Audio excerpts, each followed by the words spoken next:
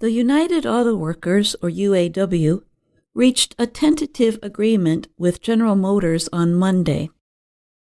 The agreement, once approved by UAW members, will end the 6-week work stoppage affecting the 3 biggest U.S. car makers.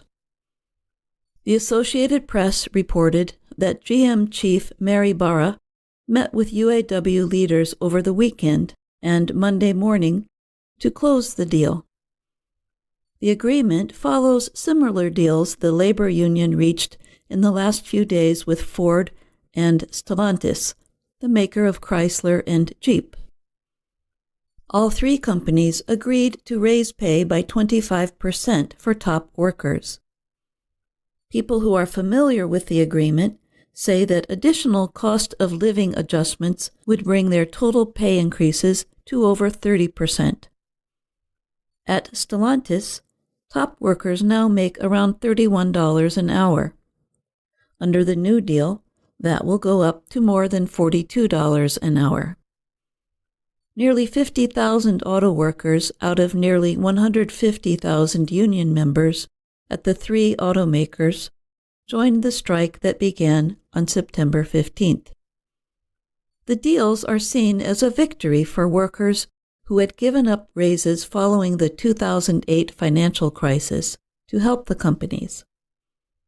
UAW leaders argued that their contract fight was part of a much larger movement to make up for years of economic setbacks for American workers. This is more than an auto industry story. It is a signal to the entire country that unionized workers can demand and get big wage increases, said Patrick Anderson of the Anderson Economic Group. U.S. President Joe Biden on Monday praised the tentative agreement. "I think it's great," he said. Biden had earlier joined striking workers at a General Motors parts center west of Detroit, Michigan.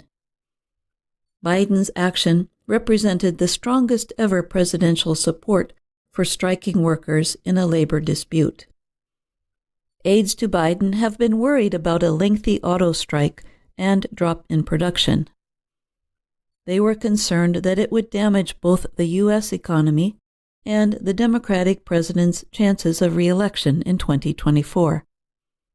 The 3 automakers argued that the UAW's demands would greatly raise costs and put them in competition with non-union car makers like America's Tesla and Japan's Toyota.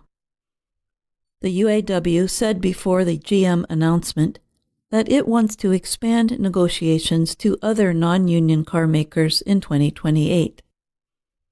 University of Michigan professor Eric Gordon observed that the strike results would likely lead non-union car makers to raise pay and do everything they can to keep the UAW out. I'm Jill Robbins.